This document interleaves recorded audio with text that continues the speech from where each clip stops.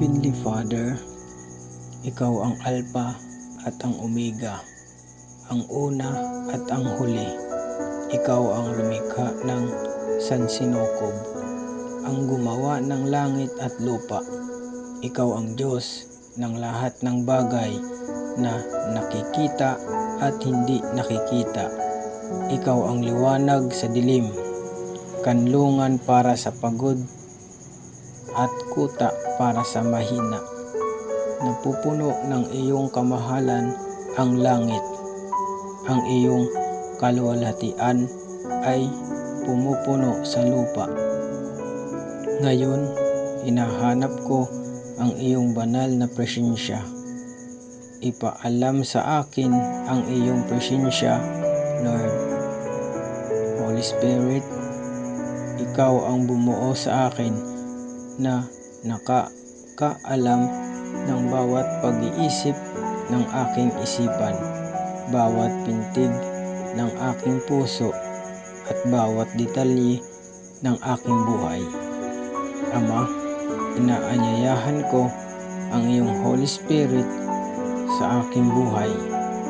Holy Spirit, mangyaring punan mo ako, gabayan ako, turuan ako at bigyan ako ng kapangyarihan at maging aking laging naroroon na kaibigan at tulong mula sa oras na ako ay gumising hanggang sa kung kailan ako humiga ng aking ulo upang matulog. Naway maramdaman ko ang iyong aliw na presensya sa aking buhay. Hindi lang ngayon, kundi sa bawat sandali ng bawat araw. Lord Jesus Christ, naway punan ng iyong Holy Spirit ang lahat ng espasyo sa paligid ko. Naway ang Holy Spirit ay nasa lahat ng dako sa loob ko upang madama ko ang espesyal na kapangyarihan ng Diyos at mamuhay tulad ng isa sa mga anak ng Diyos. Dumating ka sa akin, Holy Spirit. Naway puspusin mo ang aking espiritu, ang aking kaluluwa at ang aking isipan upang walang puwang para sa anumang bagay na hindi mula sa Diyos. Punan mo ako ng marami para kapag nakatanggap ako ng anumang pag-atake mula sa kalaban, ikaw lang ang makikita ng kalaban. Ama, punuin mo ako ng iyong presensya at tulungan akong mamuhay sa paraang nais ng Diyos na mamuhay ako. Inaanyayahan kita na pumunta at manatili sa aking puso upang lagi akong makasama at makasama sa aking tahanan. Holy Spirit, nais kong baguhin mo ang aking isip at ang aking mga iniisip.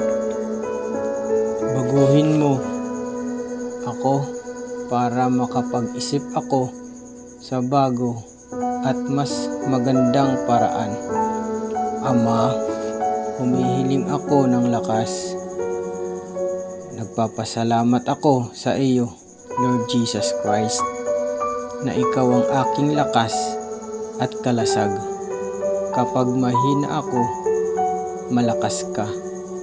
Nagpapasalamat ako sa iyo, Lord Jesus Christ, na maaari akong tumakbo sa iyo. Alam na bibigyan mo ako ng lakas upang magpatuloy. Lord Jesus Christ, naway bigyan mo ako ng karunungan ngayon. Ikaw ang pinagmulan ng lahat ng karunungan. Tulungan mo akong gumawa ng matalinong mga pagpili, magsabi ng mga tamang salita at mamuhay sa paraang nakalulugod sa iyo. Ama, ipinagdarasal ko ang mabuting kalusugan sa aking katawan na nagsisilbing tirahan ng iyong banal na espiritu. Lord Jesus Christ, nananalangin ako para sa ganap at banal na kalusugan mula sa tuktok ng aking ulo hanggang sa talampakan ng aking mga paa. Hinihiling ko ang iyong paghipo sa pagpapagaling. Idinadalangin ko na ang bawat cell, bawat organ, bawat sistema sa loob ng aking katawan ay gumana ng eksakto kung paano mo ito idinisenyo. Naway maging malakas ang aking katawan at kayang labanan ang anumang karamdaman o sakit na maaaring sumubok na umatake. Nagdarasal ako para sa proteksyon mula sa pinsala at panganib at para protektahan mo ako mula sa anumang nakakapinsalang sangkap o gawain na maaaring makapinsala sa aking kalusugan. Lord Jesus Christ, ipinagdarasal ko ang iyong mga pagpapala.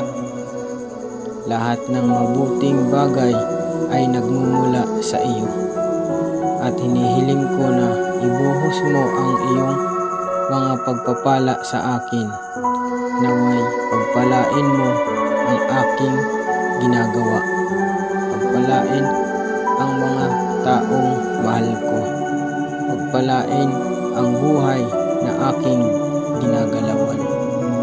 Ngunit higit pa rin riyan, tulungan mo akong maging isang pagpapala sa iba.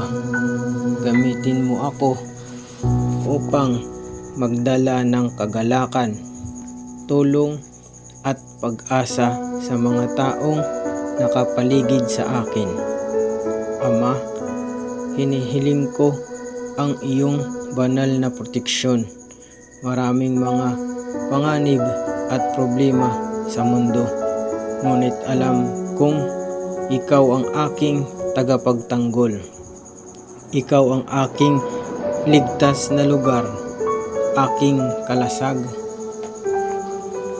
Ingatan mo ako sa kapahamakan.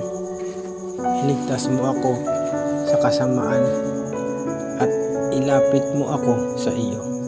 Lord Jesus Christ, nagpapasalamat ako na ang Holy Spirit ang aking katulong.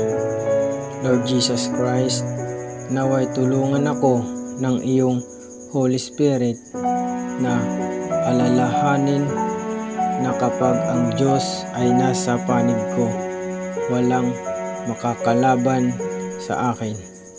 Dalangin ko na lagi akong paalalahanan ng Holy Spirit na walang makakaalis sa pag-ibig ng Diyos sa akin. Holy Spirit, sa mahihirap na panahon, naway ipaalala mo sa akin na wala, hindi buhay ng kamatayan, hindi mga anghel o mga demonyo, kahit ang mga bagay na nag-aalala sa akin ngayon o ang mga bagay na nakakatakot sa akin tungkol sa hinaharap, ang makapaghihiwalay sa akin sa pag-ibig ng Diyos. Naway ipaalala sa akin ng Holy Spirit na ako ay mahalaga sa Diyos at tulungan akong maunawaan kung sino ako sa pamamagitan ni Kristo Jesus. Holy Spirit, baguhin mo ako, gawin akong higit na katulad ni Jesus. Punuin mo ako ng mga bunga ng iyong Espiritu, pag-ibig, kagalakan, kapayapaan, pagtitiyaga, kabaitan, katapat, kalungkutan, kahinahunan, at pagpipigil sa sarili.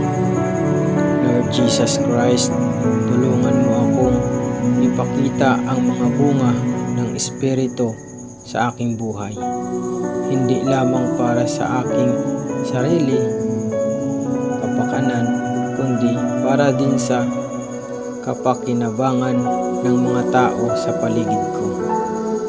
Habang binibigkas ko ang panalangin ito, kasama ang lahat na nakikinig, para sa bawat taong nagbubukas ng kanilang puso sa iyo ngayon, hinihiling ko na punuin mo sila ng iyong Holy Spirit at ng iyong pagmamahal para sa sinumang nangangailangan ng lakas upang malampasan ang araw. Holy Spirit, naway bigyan mo sila ng lakas at tapang para sa sinumang nagising na nasasaktan o nahihirapan. Holy Spirit, naway ikaw ang kanilang aliw. Tulungan silang maging mahinahon kapag nag-aalala ang kanilang puso para sa taong nararamdamang nawawala at nangangailangan ng tulong sa pag-iisip kung ano ang gagawin.